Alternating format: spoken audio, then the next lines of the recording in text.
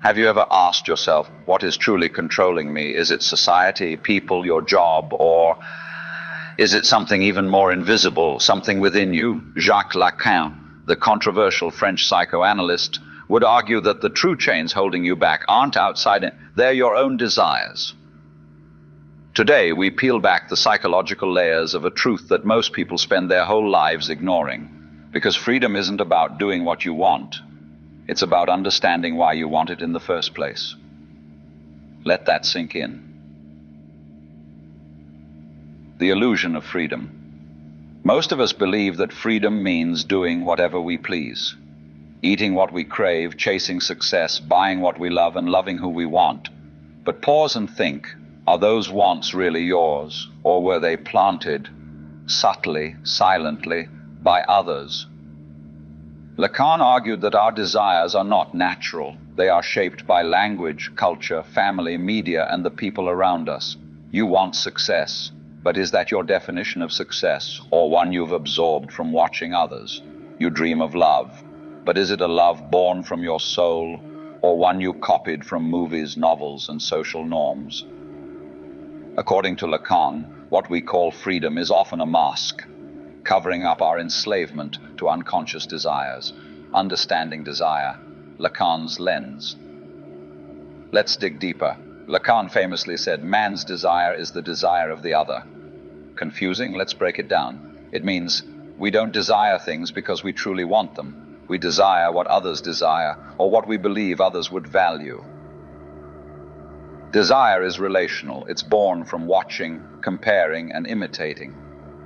A child wants a toy, not just because it's shiny or fun, but because they see another child playing with it. An adult wants luxury, not just for comfort, but for status, validation, recognition. In this way, your deepest wants, those you think make you you, are actually echoes of other people's desires. The trap of desire. And here lies the trap. We chase desires endlessly. Money, beauty, power, validation, believing that fulfilling them will finally bring peace. But Lacan warns, desire is never satisfied. The moment you reach one goal, your mind creates another. It's a loop, a hunger that grows with each bite. Desire, in Lacan's philosophy, is like a mirage in the desert. You keep walking toward it, thinking freedom lies ahead, but it keeps shifting, just out of reach. So here's the painful truth. The more you are controlled by your desires, the further you drift from real freedom. You're not living, you're performing. You're not choosing, you're reacting. Modern-day desires, a digital example. Let's make it even more relatable. Think about social media. Every swipe shows you someone's vacation, their car, their lifestyle. Soon you're not posting for connection, you're posting for attention. You're not dressing for comfort, you're dressing for likes. You're not working for meaning, you're working for validation. These are desires, and they don't come from within. They're mirrored back to you by a digital world constantly telling you what matters, what's in, what's success. You're being programmed while believing you're free. So what is real freedom? According to Lacan, true freedom isn't about fulfilling every desire. It's about seeing your desires clearly, questioning them, confronting them, untangling where they came from. Freedom begins when you realize, I don't need to chase this. I don't need to prove this. This is not mine to carry. When you start living from awareness rather than impulse, that's when the invisible chains begin to fall away. The mirror stage, where desire is born. Imagine a baby around 6 months old looking into a mirror for the first time. At that moment, the child sees an image, and for the first time begins to identify with something outside itself. Lacan called this the mirror stage. It's powerful, because that reflection becomes the child's first understanding of identity. But it's also incomplete. That image is stable, composed, perfect. But the child's internal world is chaotic, full of emotions, needs, and confusion. And so begins a lifelong gap between who we are and who we think we are supposed to be. That gap, that's where desire lives. We keep chasing that image, that ideal, trying to become it, match it, perfect it. But no matter how hard we try, it's always just out of reach, the sense of lack. At the heart of Lacan's theory is one word, lack. He said desire is the desire for something we don't have. But more than that, it's the desire for something we can never fully have. This lack isn't about a missing object. It's a feeling, an emptiness that lives within us, often without name or shape. We try to fill it with relationships, careers, money, followers, status, even spiritual journeys. But no matter how much we gain, it never feels whole. There's always something missing, that feeling. I'm not enough yet. Something is still wrong. Maybe if I get this one more thing, that's the engine of desire. And that engine never turns off. Desire is not need. This is where most people get confused. Desire is not the same as need. Needs are basic: food, shelter, sleep, safety. Desires are psychological, shaped by fantasy, image, ego, comparison, and culture. You don't need a luxury car. You desire it because of what it represents: success, status, admiration. You don't need thousands of followers. You desire them to feel seen, validated. That's an important. Lacan said, desire is structured like a language. It doesn't just arise from inside you. It's spoken into you. You inherit it. From the moment you're born, people are telling you what matters, what's valuable, what's missing. And so you begin chasing what they told you you lacked, the role of the other. Another key idea in Lacan's philosophy is the other. In simple terms, it means our sense of self is formed through others. We understand who we are by watching how others treat us, what they expect from us, and how they reflect us back to ourselves. Think of a child constantly seeking a parent's approval. If the parent smiles only when the child performs well, the child learns, I am valuable only when I achieve. That belief becomes a seed, and it grows into desire. Desire to win, desire to impress, desire to be accepted, and it doesn't stop in childhood. That same pattern repeats in adult life, through relationships, careers, even social media. You're not just living, you're still performing for the other. Capitalism and desire, a profitable game. Let's fast forward to the modern world. In our hyper-digital, ultra-consumer society, desire isn't just something we feel. It's something that's designed, manipulated, and sold back to us. Companies know this psychological truth. If they can convince you that you're missing something, they can sell you the illusion of wholeness. You feel unattractive? Here's a new cream. You feel poor? Here's a car you can't afford. You feel unworthy? Here's a course to fix you. You feel unseen? Go viral. Be loud. Be extreme. Desire is a business, and the more you chase it, the richer someone else becomes. You don't just consume products, you're being consumed by the system of desire itself. So, can you ever escape desire? Here's the uncomfortable truth. Desire never fully ends.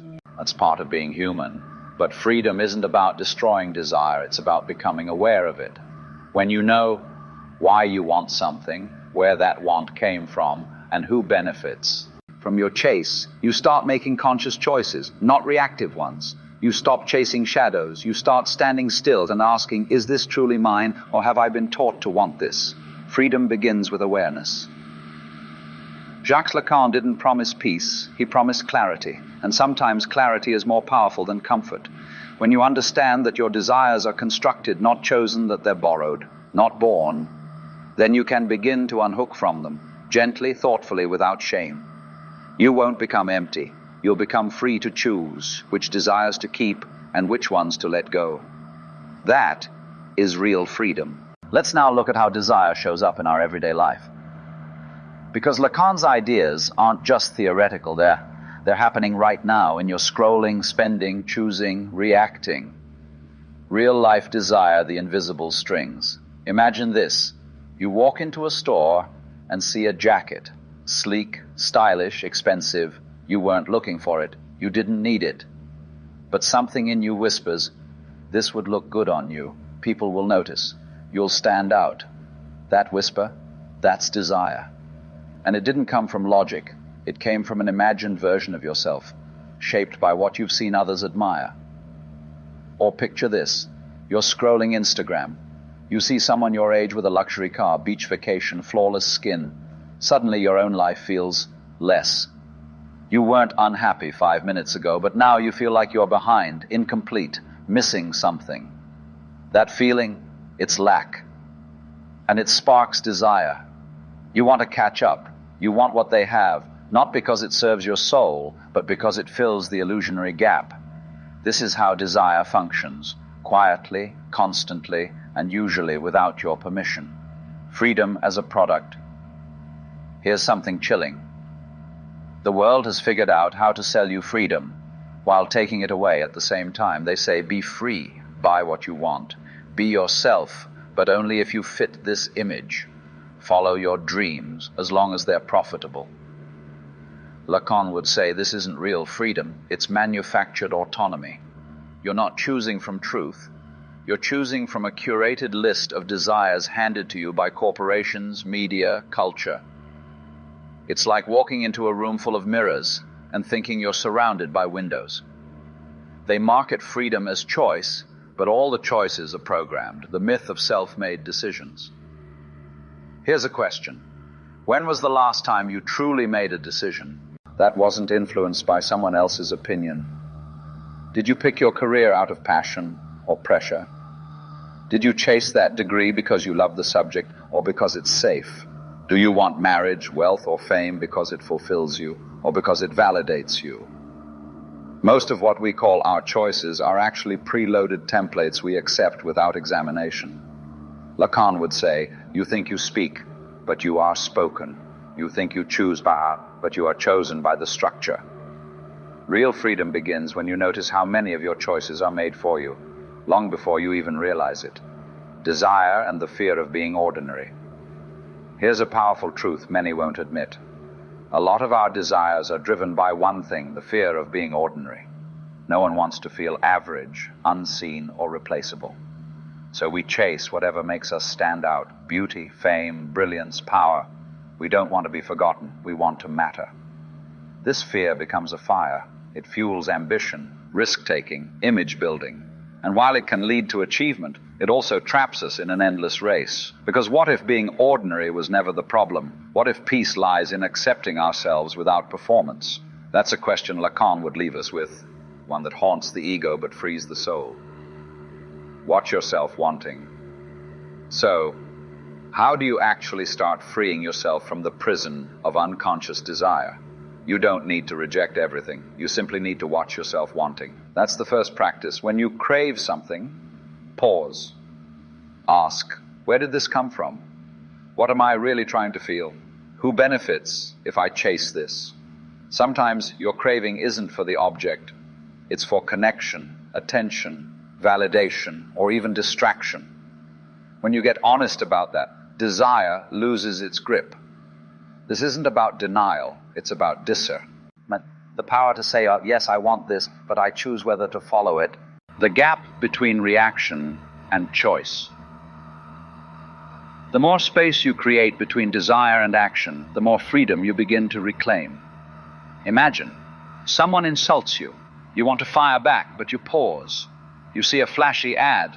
You want to buy, but you observe. You feel triggered. You want to escape, but you breathe. That gap between impulse and decision, that's where freedom is born. Not in what you choose, but in your ability to pause, reflect, and then choose. Freedom is an inner position. Lacan never said you could live without desire. He said you can live above it. You can witness your mind without being ruled by it. And that's what true freedom is. Not being untouched by the world, but being unmoved by its manipulation.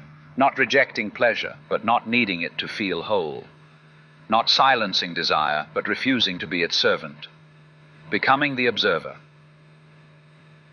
You were never meant to live like a puppet, yanked around by feelings, comparisons, and cravings. You were meant to become the observer, the one who sees, understands, and chooses with intention. When you observe your desires, you reclaim your life. You stop chasing illusions and start creating meaning. And meaning, not pleasure, is what the soul is really starving for. So how do you actually live with desire without being ruled by it? That's the question now. Because you can't escape desire entirely. It's wired into your being. But you can build a relationship with it, one based on awareness, not addiction. Do a freedom audit. Start by auditing your life, not with guilt, not with shame, with curiosity. Look at your habits, your routines, your decisions, and ask, is this choice coming from clarity or comparison? Did I choose this path, or was it chosen for me by culture, family, fear? What am I chasing and why? Even simple questions like, why do I want this phone upgrade? Why do I feel behind in life? Why do I think success has to look a certain way? These reflections begin to create space, a mental breathing room where you return to the center. Because the real enemy isn't desire, it's unconscious living. Desire versus purpose. There's a subtle but powerful difference between desire and purpose. Desire is usually about lack. It's urgent, emotional, based on filling a hole. Purpose is about presence. It's slower, grounded, driven by meaning, not ego. Desire says, if I get this, I'll finally feel whole. Purpose says, even without it, I know who I am. Desire is noisy. Purpose is quiet. But the quiet things, they're often the most real. Evolving desire. Here's something beautiful from Lacan. He didn't say we should kill desire. He said we should transform it.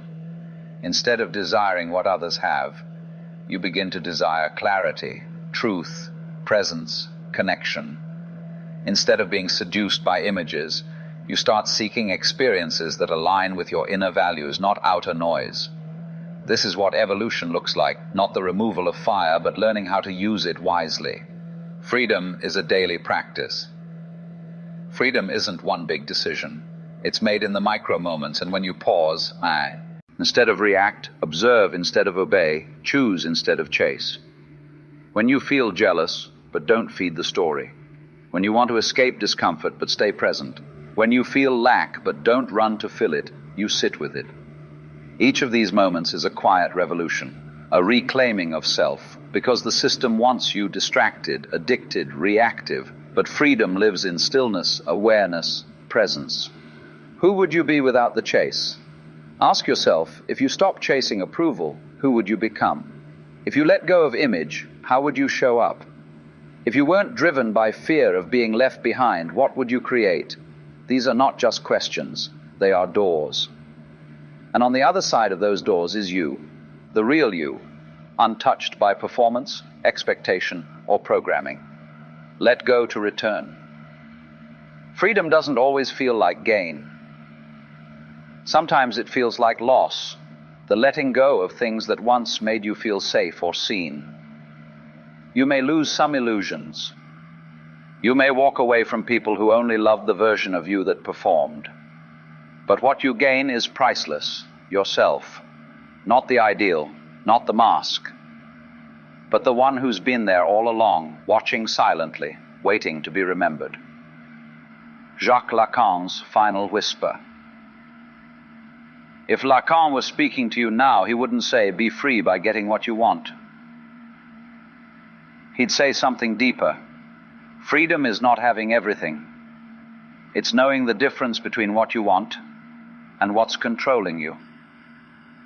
You may always carry desire, but you don't have to be carried by it. End with intention.